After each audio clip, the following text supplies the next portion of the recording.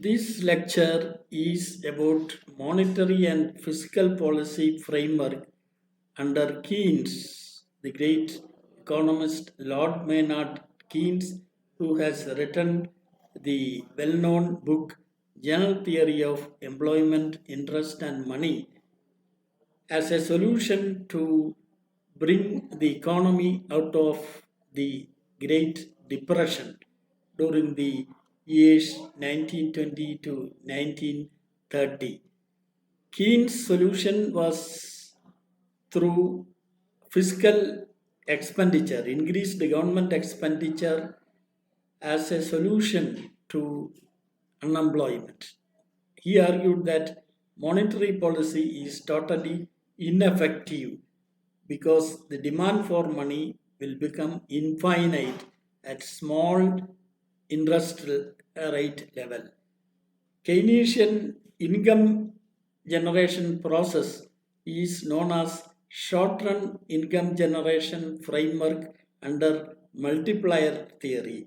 The income will increase according to autonomous investment and consumption in the beginning by a multiplier which is determined by the propensity to consume. The greater propensity to consume will produce a larger multiplier effect. However, this Keynesian analysis does not link the goods and services market to money market through interest rate.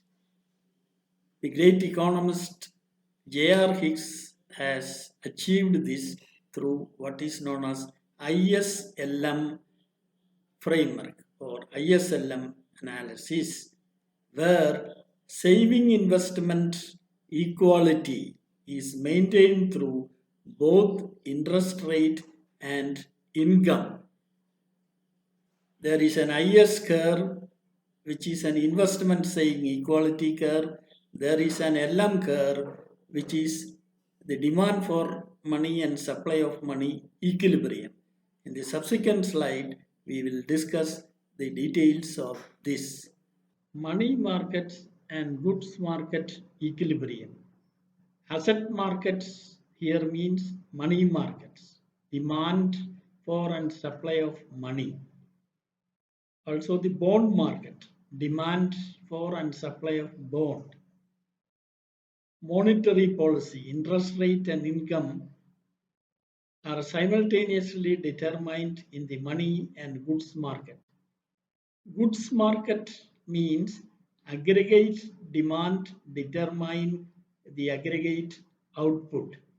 Aggregate demand consists of consumption, investment, government expenditure, and exports minus imports. Fiscal policy. Fiscal policy is about government expenditure, government revenues, government borrowing. Fiscal policy also affects interest rate and income. ISLM model shows the values of GDP and interest rate which simultaneously clear goods and money market. First is about the goods market, which determine the saving investment equality or the IS curve. IS curve shows combinations of interest rate and level of output or Y such that planned savings equal planned income. And interest rates in the y-axis and income in the x-axis. Investment demand schedule. So far we have treated investment as exogenous, but some part of investment can depend on interest rate, which is generated in the money market. That is, interest rate consists of, investment consists of two components, autonomous investment and endogenous investment, which depends on interest rate. So I is a function of I bar minus BI. I bar is autonomous investment and minus BI is endogenous investment or interest responsive investment. As interest rate increases, investment will be reduced. As interest rate is reduced, investment will increase. A negative relationship between interest rate and investment. And therefore, IS curve is downward sloping curve. Total investment I depends on an exogenous component and another component which negatively depends on the rate of interest. The IS curve is basically investment saving equality with interest rate on the y-axis and income y on the x-axis, and it is a downward sloping curve. As interest rate is reduced, investment will increase. That is because when interest rate is reduced, the present value of all future cash flows from investment will increase.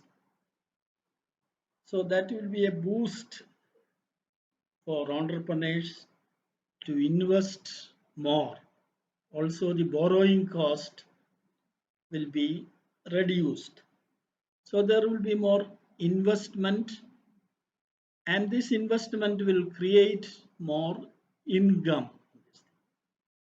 Then what happens to saving investment equality? Here there is the basic difference between Keynesian analysis and classical economist perspective. In our IS model or Keynesian framework, as investment is increased, income is increased, savings will also increase. So savings are a function of income, real income, and not rate of interest in Keynesian model. Say if interest rate is increased, what will happen to savings? In classical economics, savings will increase. But in Keynesian economics, here what will happen? That is, as interest rate increases, investment will be reduced, and when investment is reduced, income will be reduced, and therefore savings will also be reduced when interest rate is increased. This is the basic difference between the classical perspectives on interest rate savings relationship and between the Keynesian economics, which basically points out that savings are a function of income. So here we are seeing the negatively sloping IS curve, which brings the equilibrium between investment and saving through interest rate and income. I dash is the exogenous component of investment and BI is the endogenous component of investment. If B is larger, a small increase in I will induce a large amount of fall in investment. So what is B? That is the sensitivity of investment to rate of interest. If B is large, there will be large drop in investment if interest rate increases. And income Y and hence the IS curve will be more flat and less steep. That is when if B is very large, if the parameter B in magnitude If it is very large, IS curve will be more flat and less steep. Why? That is because a small change in interest rate will bring about a large increase in investment and income, and therefore IS curve will be more flat if interest elasticity of investment is larger.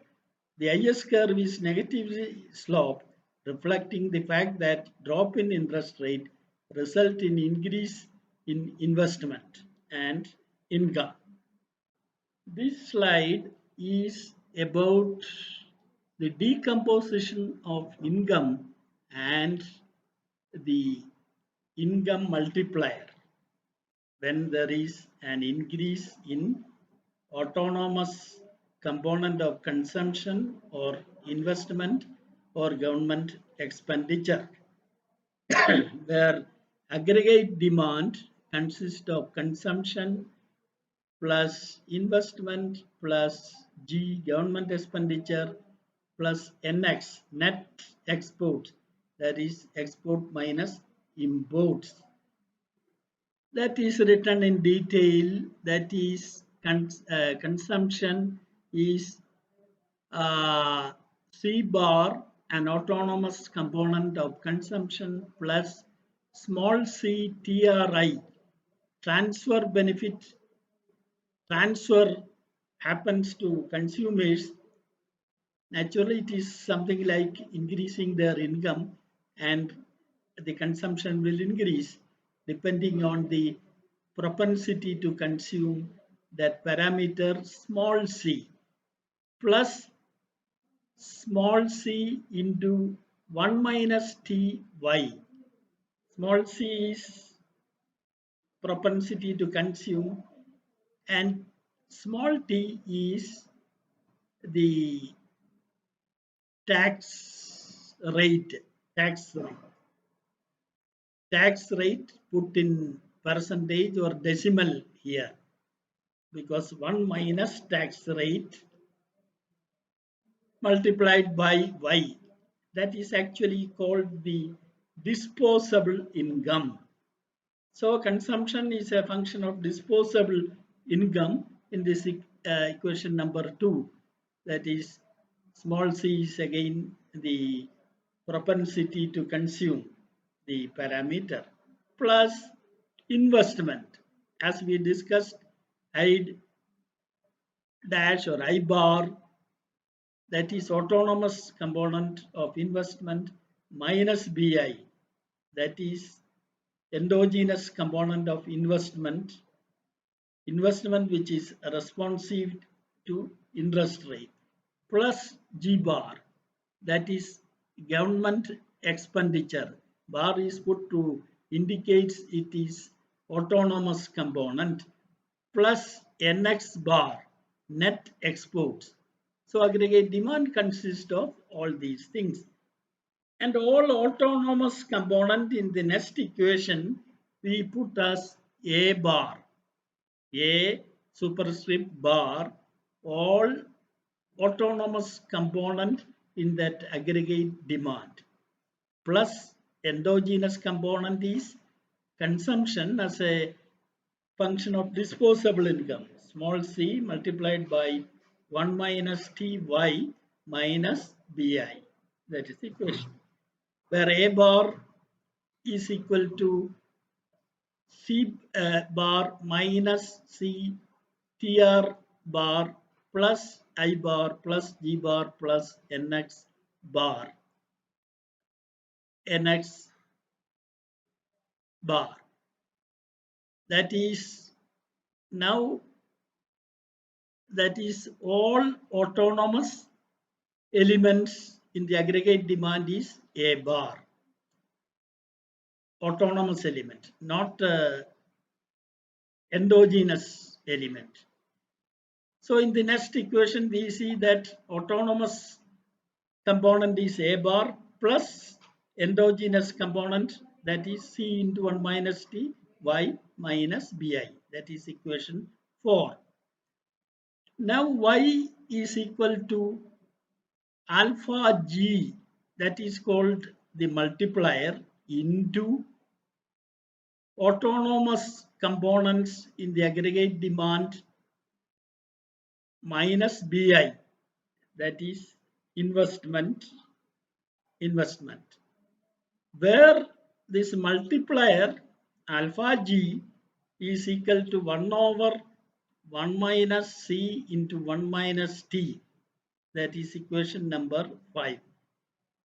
So the aggregate income here is defined as investment endogenous component plus autonomous component of all parts of aggregate demand multiplied by the multiplier is equal to the total income, and that multiplier is 1 over 1 minus C into 1 minus T, that is small c is the propensity to consume and small t is tax rate.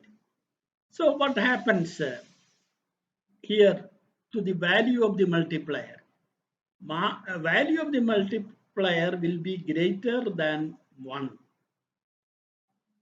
That is because the propensity to consume is less than 1.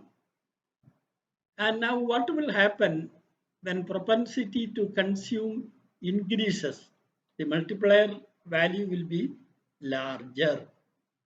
What will happen when tax rate increases, small t increases, the multiplier will become smaller. Now therefore, I or interest rate is interest. Now from the equation 5, if we make a interest rate as the subject of the equation, then A bar divided by B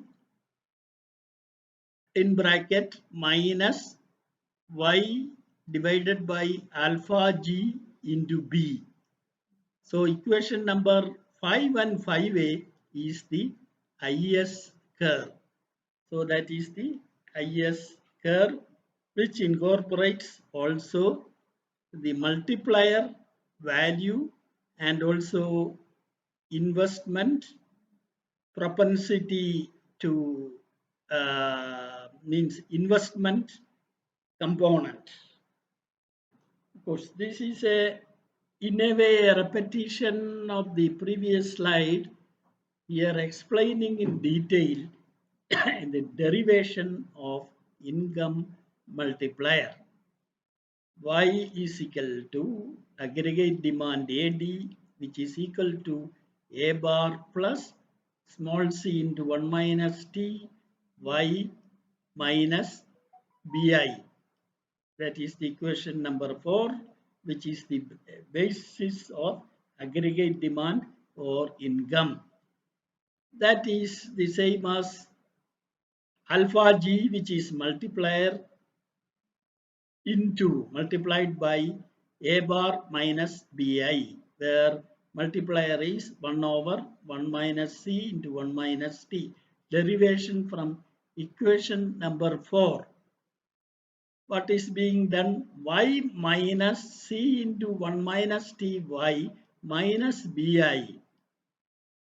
What is that? That is the all autonomous component or A bar. Taking Y as a common factor in equation C, equation number 6, it becomes 1 minus C into 1 minus Ty is A, equation number 7, and therefore A bar multiplied by 1 over 1 minus C into 1 minus T is equal to Y, or 1 over 1 minus C into 1 minus T is multiplier or alpha G. So A bar is the autonomous consumption or autonomous investment multiplied by the multiplier, which depends on propensity to consume and tax rate. So the basic idea is if a bar increases by some amount, then the total income Y will increase by more than the amount of A bar. That is because multiplier is greater than 1. That is because the propensity to consume is less than 1. Find the equilibrium if, say, propensity to consume small c is zero point 0.6 and T or tax rate is 0.20 and autonomous investment say $1,000 million or K. Find the equilibrium. So we have to work it out. The formula which is given in equation number 7 to find the increase in income or aggregate demand Y, which depends on autonomous investment, and these two parameter values small c is equal to 0.6 and small t is equal to 0.20. This is the saving investment equality or the IS curve. Suppose I or investment is only its endogenous component, that is minus BI. Investment is a function of negative function of interest rate. Savings is equal to minus C bar. That is, in the consumption function there is a positive C bar. Even if income is negative or zero, still there will be some consumption. But for saving it is the opposite. That is, in that case, if income is zero, saving will be negative. That is minus C bar plus 1 minus small c into Y. That is saving. Saving investment equality minus C bar plus 1 minus C Y is equal. That is savings is equal to minus BI or investment in the equation number 8. This thing. And therefore, Y is equal to C bar minus BI divided by 1 minus C. This is a simple version of the IS curve where government sector is not introduced and also autonomous component of investment is not introduced, which shows various combinations of interest rate I and income Y, which make savings equal to investment, and 1 minus C is the marginal propensity to save. C is the marginal propensity to consume. 1 minus C is the marginal propensity to save. IS curve, in simple terms, it implies that if saving increases to maintain the same level of income and investment, interest rate will have to fall. If saving increases, then interest rate will have to fall so that investment will also increase, income will also increase. So the IS curve can also be derived geometrically. But in the IS curve equation, there are two endogenous variables, y, small y, that is real income, and small I, that is interest rate. Two endogenous variables. But there is only one equation, IS curve equation, and therefore the solution is not determinate unless one more equation is found out, which is the LM curve or the money market equation. To find out the equilibrium level of income and interest rate, we have to bring out the money market also, which is the LM curve. Next, we discuss what factors determine the slope of IS curve. So we basically write the IS curve in equation form. That is y is equal to alpha g multiplied by a bar minus bi, where alpha g is 1 over 1 minus small c into 1 minus t, equation number 5. Now, equation number 5a is the basic IS curve.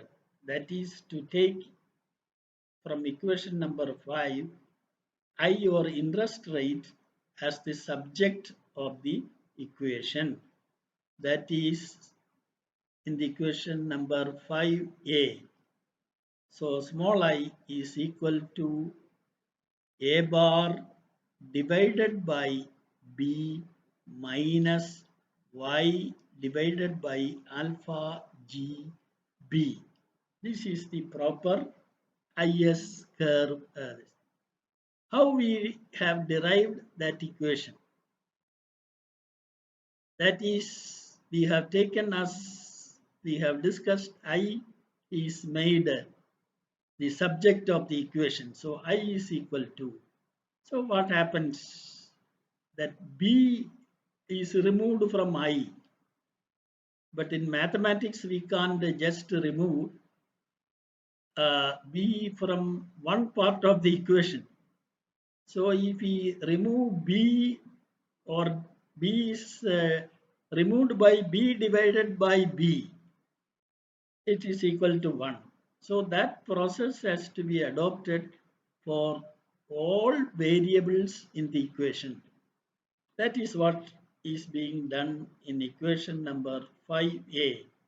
I is equal to a bar divided by b. As I told, every variable has to be divided by b minus y, again that is divided by b, and that is also divided by alpha g, because we have brought y to the right side of the equation, and therefore the multiplier alpha g is now become a divisor, y divided by alpha g b.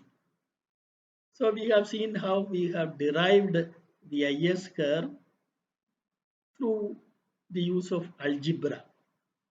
The smaller the b, or the sensitivity of investment spending to the interest rate, and the smaller the multiplier alpha g, the steeper the IS curve, or less flat.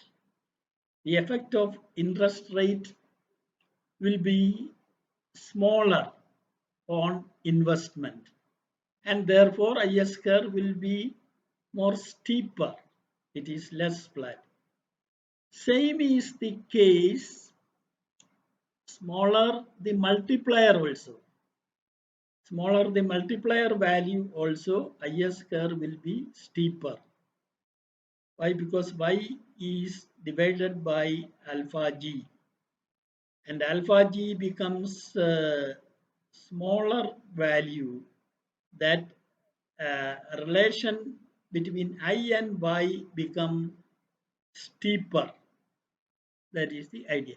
Thus, for a given change in y, the associated change in I will be larger the smaller the b and smaller the alpha g, or multiplier. As the slope of the IS curve depends on the multiplier, fiscal policy can affect the slope. Fiscal policy through changes in tax rate can change the multiplier and change this IS curve relationship.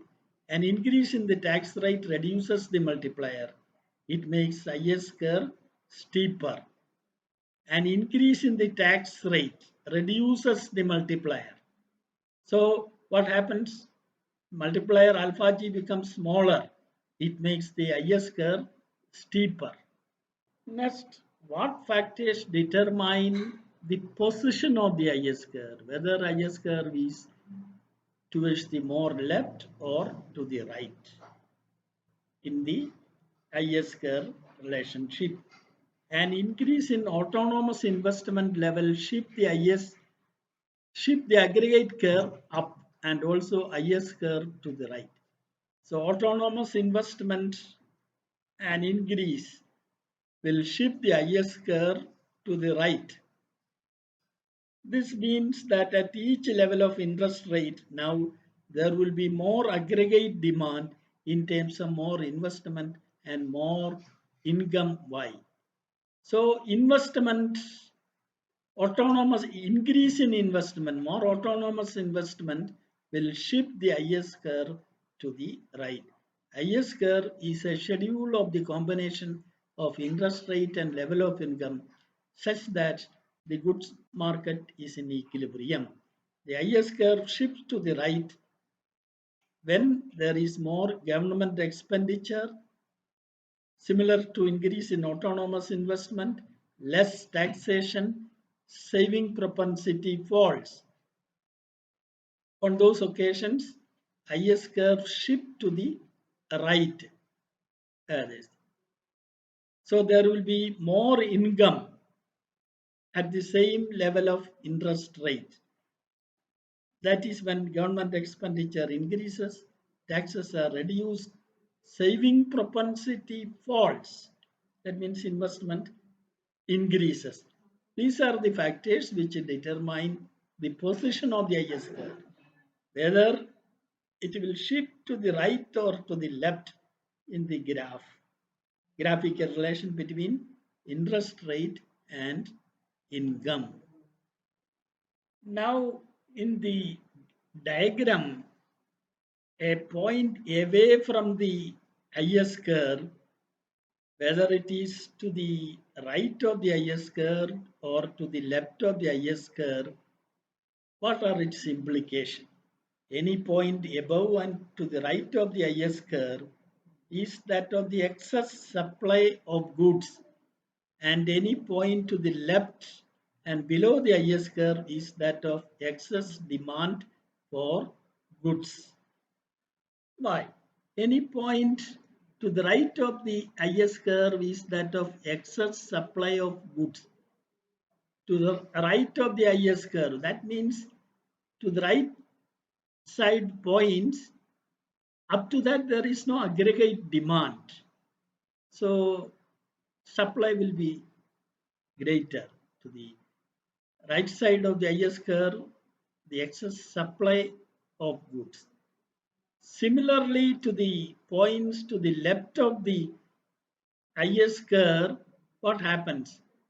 Aggregate demand is more because IS curve is to the right, and therefore aggregate demand will be more than aggregate supply if a point to the left and below the IS curve.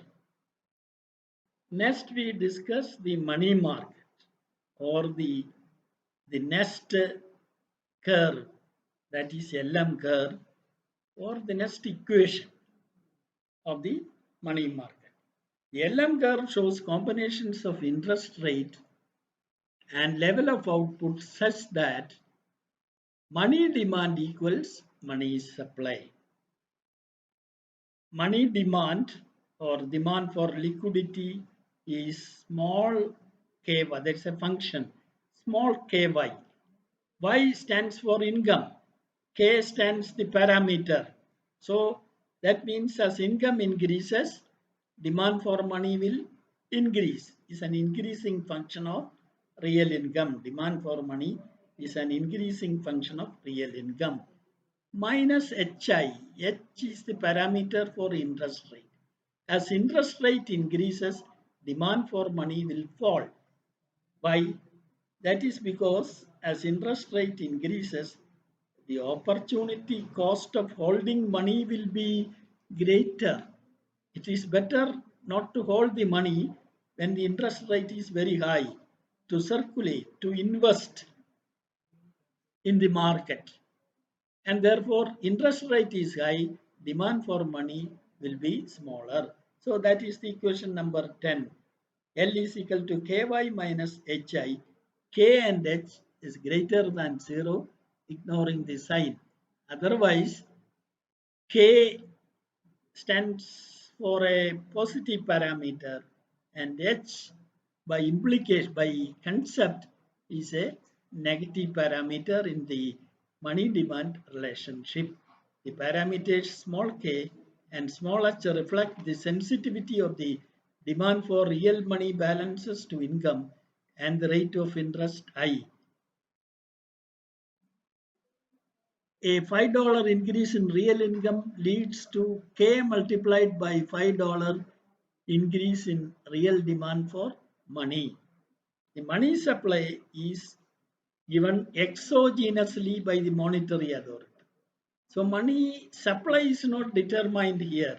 The idea is that is determined irrespective of the interest rate and income in our this graph, and therefore money supply curve is a vertical line in the graph. Money supply is given exogenously by the monetary authorities. The price level in ISLM analysis is also assumed to be exogenously fixed. That means Keynesian analysis is about only the real income and not the change in price level, because the economy is that of less than full employment economy. As investment or autonomous consumption or investment increases, real income will only increase and not the price level. Now we see the LM curve or demand and supply of money in detail. M bar divided by P bar, that refers to the supply of real money balances. Supply of real money balances, or M bar divided by P bar, is equal to Ky minus Hi. That is the demand for money function or demand for money, increasing function of Y and negative function of interest rate. So that is the equilibrium between supply and demand for money given in equation number 10. Equation number 10 implies that the supply of money is equal to the demand for money when the money market is in equilibrium.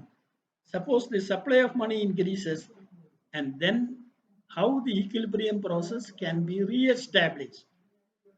If the nominal M bar increases, the price level should increase, and therefore M over P bar does not change. That is one possibility. However, in ISLM analysis, we assume that the price level will not change because it is exogenously given, and therefore when money supply increases, either Y income has to increase or I interest rate has to fall, or both have to change to restore the equilibrium in the money market between supply of money and demand for it. If money supply increases in this ISLM curve analysis, because money supply, then how the equilibrium can be achieved? Price can increase, but price cannot increase in this Keynesian analysis.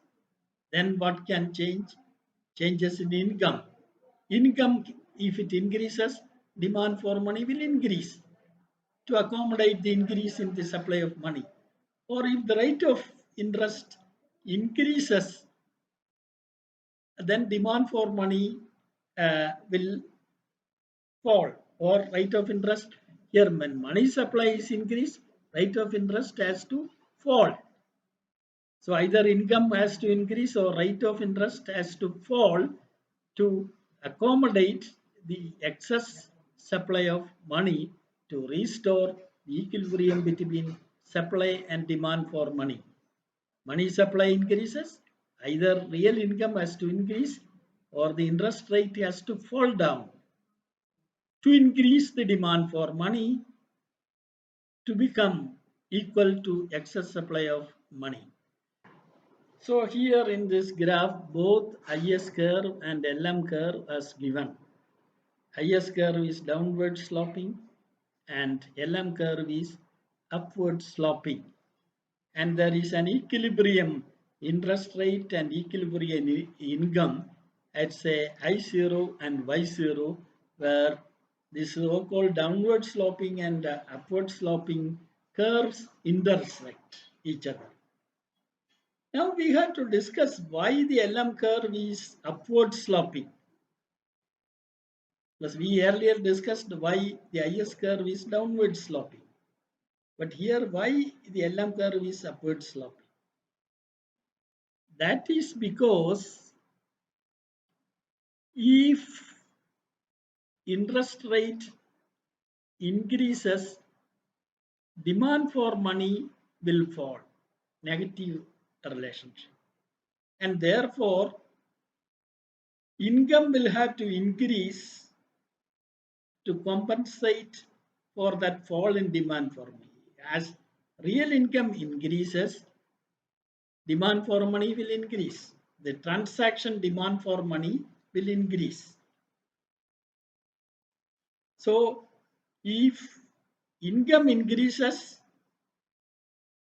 demand for money will increase. And it will compensate for the fall in demand for money when interest rate increases. That is why LM curve is upward sloping.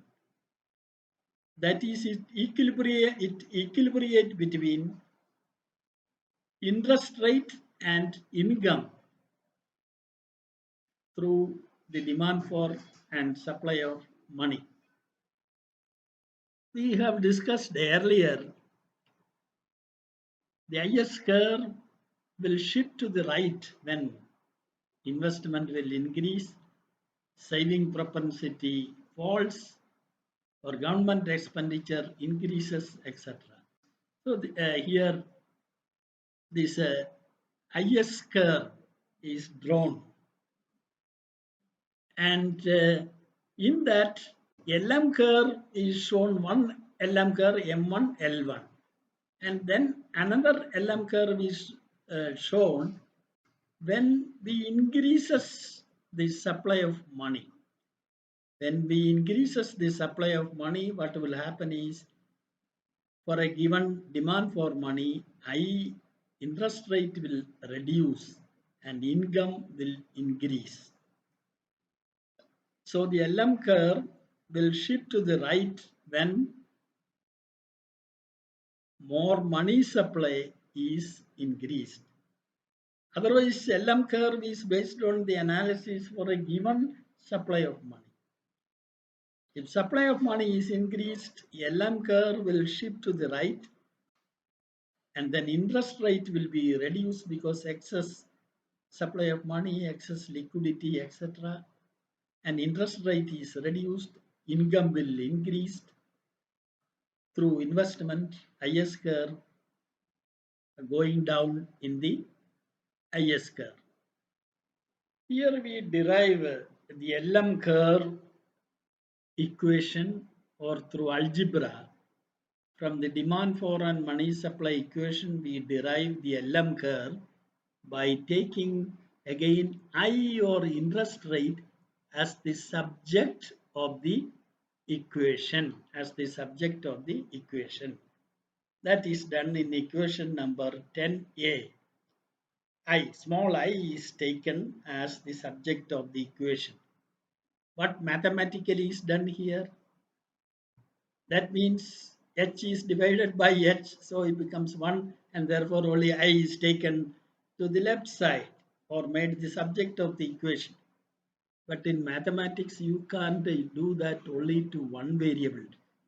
You have to do that to all other variables in the equation. What to do? Divide by h. That is what it is done. 1 over h, that means divide by h. Ky minus, now m dash divided by p dash is brought to the right side of the equation. When variable changes from left side to the right side of the equation, sign of the equation changes. That is why it has become ky minus M bar divided by P bar. So all multiplied by 1 over H. That means divided by H. And we have seen the mathematical reason why it has to be divided by H, because we are making I as the subject of the equation. So equation 10 and equation 10a refer to the LM curve. The LM schedule is positively sloped, as we discussed earlier. That means it is positively sloped, it is going upward, because an increase in interest rate reduces the demand for real money balances, and therefore to restore the equilibrium between demand and supply, the real income has to increase. As income increases, the demand for money increases and equilibrium is restored. So equation number 10a is the LM curve equation. Small I is equal to 1 over H multiplied by ky minus m star divided by p star. On the other hand, when income increases, the demand for money increases, and therefore to restore equilibrium for a given supply, the interest rate will have to increase. So if suppose income increases for a given supply of money, then what will happen to the demand for money? Demand for money will increase, because it is an increasing function of income, transaction demand for money increase. But then the money market is out of equilibrium, and therefore, because there is no money supply increase, and therefore we have to restore this equilibrium. That can be done by higher interest rate. Higher interest rate will reduce the demand for money. That is why LM curve is upward sloping. Next is what determines the slope of the LM curve. LM curve is about the increase in interest rate when real income increases, because the transaction demand for money increases. How much this increase depends, how much interest rate will increase, it depends on K and H in the equation number 10a. It depends on K and H. It clearly tells that if K is larger and H is smaller, the slope of the LM curve will be steeper. If K is larger, that is in the equation 10a is K, magnitude of K is larger, the income elasticity of the demand for money is greater, and H is smaller.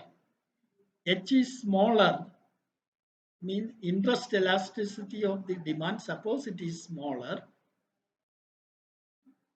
it tells that K is larger and H is smaller, the slope of the LM curve will be steeper slope. So what happens in the equation number 10a then? If ky is that means the relation between this left side of the equation I and right side of the equation, that is demand for the money, will be greater, and that is why the LM curve become steeper. LM curve will be steeper. So when LM curve is steeper, K will be larger and H will be smaller. H is in the denominator in the right hand side. So H is smaller, means the value will be greater. K is greater, the value in the right hand side will be greater. So that means I will be greater. So it means the LM curve will be steeper. If H is nearly 0, then LM curve is vertical. So in the limit In the extreme case, when H or interest elasticity is zero, the LM curve will be vertical, not flat. LM curve is vertical. That means interest elasticity of money is zero, negligible. That is the classical world. Interest elasticity of the demand for money is very small. Then what happens to the LM curve? It becomes vertical, or that is called the classical range. On the other hand, if H is uh, very high, what is H after all? The interest elasticity of the demand for money is very high, very large. That is when economy is in liquidity trap. That is what Keynes has argued. That interest elasticity of the demand for money will be very large in a depression economy, and therefore any increase in supply of money will not have any effect on interest rate. Interest rate will not come down. Economy is in liquidity trap. That is when H is larger. Interest elasticity of the demand for money is in extreme larger, infinite. So the LM curve will be horizontal then. The Keynesian range, LM curve is horizontal. The demand for money elasticity is infinite. Then, then monetary policy will not have any effect because it will not bring down the interest rate. Even if supply of money is increased, interest rate will not come down because whatever increase in supply of money will be absorbed in the demand for money. So that equation number 10a is described. The LM curve is described in equation form. I, interest rate is equal to 1 over h multiplied by ky minus m bar divided by p bar. If h is very large, demand for money elasticity is infinite, the LM curve is horizontal, and this is known as Keynesian range of the LM curve. In this case, small increase in the interest rate should be accompanied by a large increase in the real income to restore the equilibrium between demand for and supply of money. A small increase in interest rate should be accommodated by a large increase in real income because interest elasticity, that H is infinite, very large. We have discussed the implication for that to the liquidity trap and the effectiveness of monetary policy. This is in graph the liquidity trap. The LM curve is now horizontal, not vertical. Vertical is classical range. LM curve is horizontal, Keynesian range. When it will be horizontal, when the interest elasticity of the demand for money is very large, infinite, LM curve will be horizontal. And if you increase the supply of money, interest rate will not come down. That is what the ineffectiveness of monetary policy when the economy is in liquidity trap, according to Keynes. What determines the position of the LM curve? The real money supply is held constant along the LM curve. That means money supply is assumed as constant. A change in real money supply will shift the LM curve to the right. It means that at each level of Y income, interest rate will have to decline for the increased money supply to be absorbed. Or at each level of interest rate, income will have to increase for the increased money supply to be absorbed. That is the meaning that LM curve shifting to the right. Changes in the real money supply can come either through an increase in nominal money supply or a fall in price level. But price level is held constant in ISLM analysis, in Keynesian analysis. M over P, though it is written for the sake of writing, actually nominal money supply is important. But in theory, the real money supply can change due to either change in money supply or change in the price level. So what we have seen that the position which determined LM curve is the supply of money. In a given LM curve, supply of money is held as constant. Supply increases, LM curve will shift to the right. Interest rate will fall and income will increase. Equilibrium in both goods and money market. To begin that, let me recollect something about the LM curve. That is, LM curve equation is equal to I, interest rate is equal to 1 over H multiplied by KY minus M bar over P bar minus M bar over P bar. So what happens when H is very small and if money supply is increased? That means that relation will be strong. Money supply is increased because H is very small. As a negative relation, interest rate will be reduced. On the other hand, if H is very high, that means H is in the denominator. That function will be pulled down. Therefore, even if money supply M over P is increased, interest rate may not be reduced. Now we are going to discuss equilibrium in goods and money market.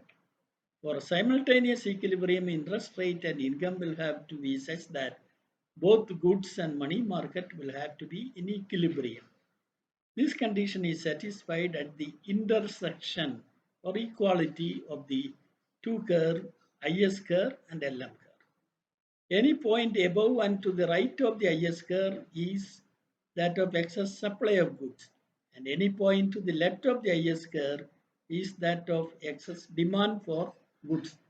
Similarly, any point to the left of the LM curve is that of excess supply of money, and any point to the right of LM curve is that of excess demand for money. That is, any point to the right of the LM curve means income is too high, so the demand for money will be high, interest rate also will be less. Then demand will be greater than supply of money. That is, any point to the right of LM curve is that of excess demand for money. Any point to the left of the LM curve is excess supply of money. Demand will be less. Why demand will be less? Any point to the left of the LM curve? Because income is low and interest rate is high. So demand is less, but supply will be more for any point to the left of the LM curve. But to the right of the LM curve, there is excess demand for money because income is high and interest rate is too low. This is a graphical representation of the equality between IS and LM curve. And at the equilibrium, interest rate I0 and equilibrium income Y0. So there is an equilibrium in both goods market, which is represented by IS curve, and money market, which is represented by LM curve. Now we discuss the conditions for the success of fiscal policy and also monetary policy.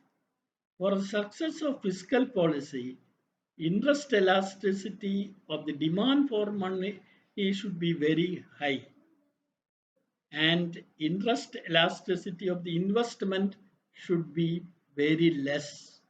So for the success of the fiscal policy, interest elasticity of the demand for money should be very high, and the interest elasticity of the investment should be very less. Why? Because through when fiscal policy, government expenditure is increased, income is increased, interest rate may increase, but then investment should not fall down. Similarly, interest elasticity of the demand for money should be very high, so that effect on interest rate will be very minimum. In fact, the great economist John Maynard Keynes advocated fiscal policy to fight the Great Depression on the grounds of a horizontal demand for money function and liquidity trap. Demand for money is infinitely large, and a vertical IS curve or investment is not sensitive to interest rate. That is, even if interest rate is increased, investment will not fall down. So a vertical IS curve and a horizontal LM curve for the success of the fiscal policy. That is what Lord Maynard Keynes advocated. An extreme ISLM curve with perfectly elastic liquidity preference. Demand for money is infinite. So LM curve is horizontal and IS curve is vertical. This is what the Keynesian world or Keynes' assumption about advocating fiscal policy, increase in government expenditure to fight against the Great Depression. LM curve is horizontal, IS curve is vertical. So any shift in IS curve to the right in a horizontal LM curve will not change the interest rate. Interest rate will not go up. If LM curve is upward sloping, say let us imagine if LM curve is upward sloping, IS curve is shifted to the right. That means interest rate will go up. Interest rate goes up, investment will come down. So that is what Keynes did not want, and therefore he made IS curve as a vertical curve in the analytical framework and LM curve as a horizontal curve in his analysis. In the extreme version of Keynesian version, LM curve depicts a liquidity trap and vertical IS curve where private investment is totally insensitive to interest rate changes, and there is a floor level of interest rate, and monetary policy is totally ineffective, and only autonomous government expenditure and fiscal policy can shift the IS curve to the right and to the point of full employment. But if not such extreme Keynesian view, if the IS curve is slightly elastic and if the LM curve is not totally elastic with a negative interest rate, full employment can be achieved. That is, IS curve is slightly interest elastic if and LM curve is not totally horizontal, then what can be done? Then full employment level can only be achieved with a negative interest rate. See in this graph, LM curve is not horizontal, it's slightly upward sloping. Similarly, IS curve is slightly downward sloping, it's not vertical. Then how the full employment can be achieved, which is at the point YF. That point is below the x-axis. That means interest rate should be negative. Negative interest rate should be achieved for getting into full employment level if IS curve is slightly interest elastic and LM curve is not totally interest elastic. It is slightly upward sloping, then negative interest rates are needed to achieve full employment level. But Keynes ruled out this possibility of negative interest rate by the assumption of given prices. Keynesian position of underemployment equilibrium means downward pressure on wages and prices. Keynes explicitly recognized that a change in real wages would affect employment by altering the supply and demand for labor. A change in real wages can bring about full employment by altering supply and demand for labor. However, he did not believe in that. Why? However, he ruled out the possibility of escape on the ground that prices and wages would tend to follow pari passu, leaving real wages largely unaltered. So, if nominal wages are reduced, prices also will be reduced so that real wage is stuck up. Real wage is rigid and it is not adjusting between the demand for and supply of labor in the labor market. So Keynes ruled out the assumption of negative interest rate because his assumption of given prices, that prices cannot be increased or reduced.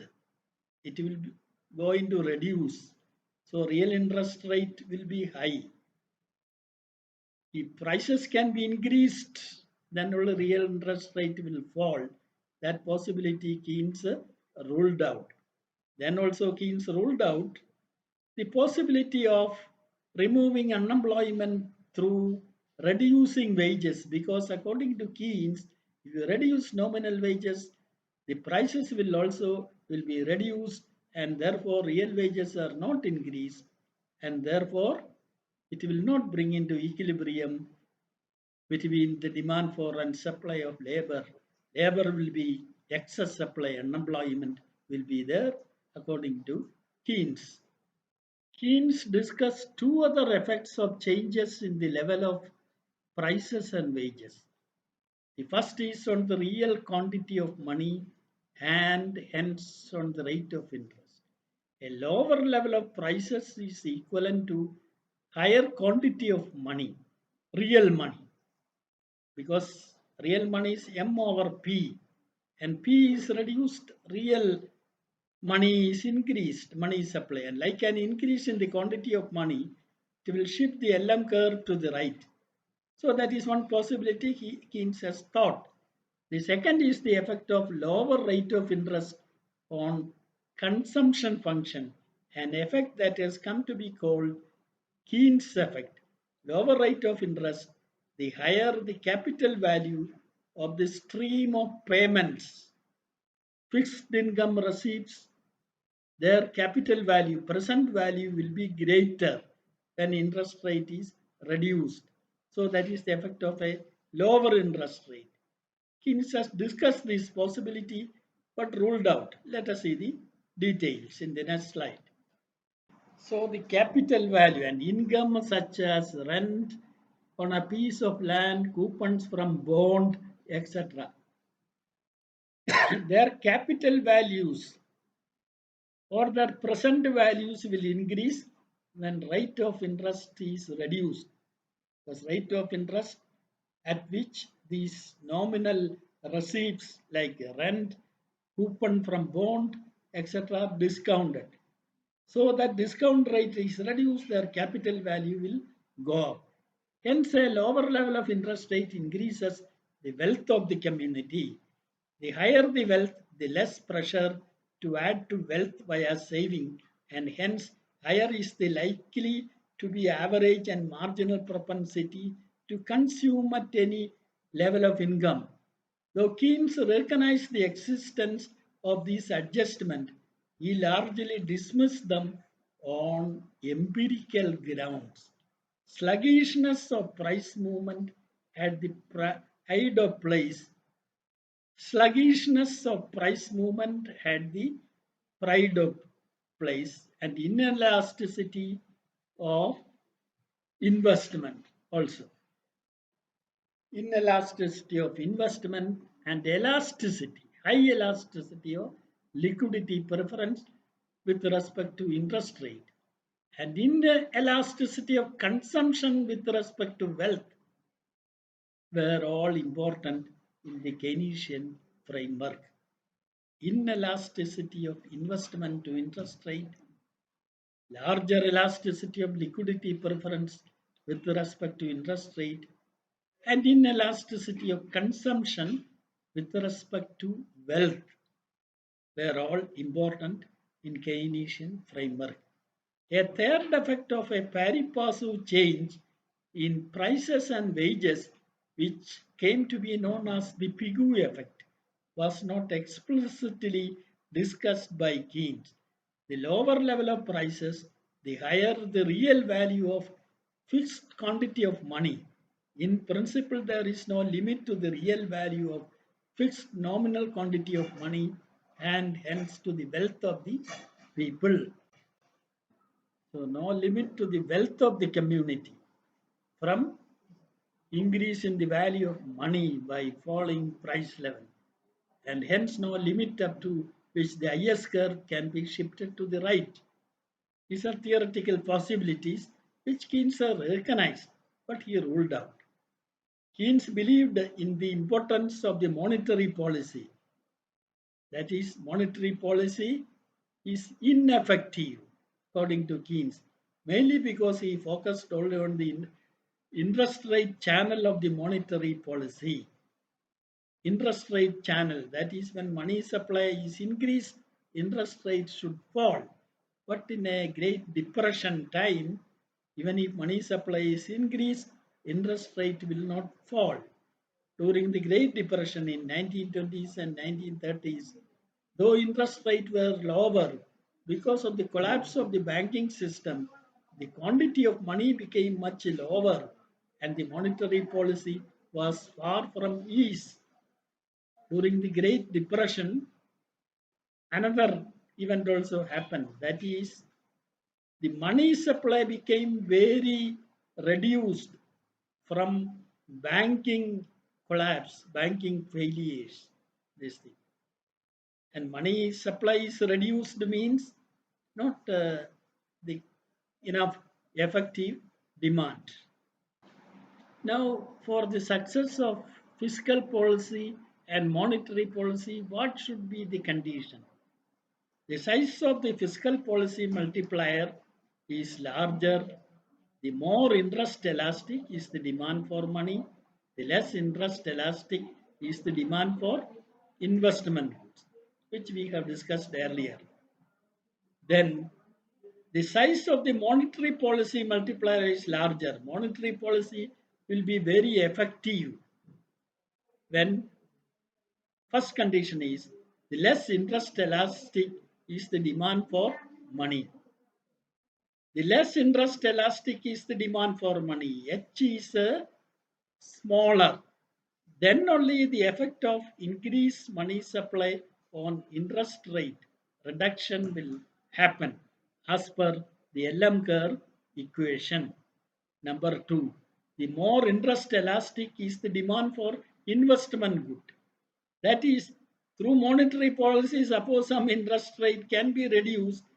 With that reduction in interest rate, investment demand should pick up. So these are the conditions for the success of fiscal policy on the one hand, and on the other hand, the success of the monetary policy. The opposite conditions in terms of elasticities for demand for money and elasticity of investment demand. Now, another concept, that is fiscal policy and crowding out of private investment. Due to the expansionary fiscal policy, more government expenditure or less taxation, the IS curve shift to the right. But it has to intersect the LM curve, and if the LM curve is less elastic and more steep, the new interest rate will be high. This is because the money supply has remained unchanged, even though the fiscal expenditure has gone up.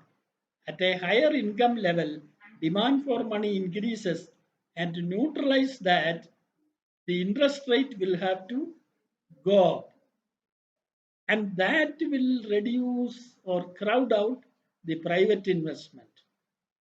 When interest rates have gone up, it crowds out the private investment because interest rate is increasing. Private investment are reduced to some extent as the increase in interest rate. This is known as crowding out process due to fiscal expansion.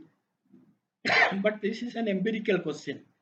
Sometimes public investment or government expenditure can encourage more private investment also, not through interest rate channel, but through other supporting actions. So this is briefly about the fiscal and monetary policy framework under Keynesian analysis, integrating the goods market and money market through ISLM curve analysis by J.R. Hicks. This is also a short-run analysis like any other Keynesian analysis.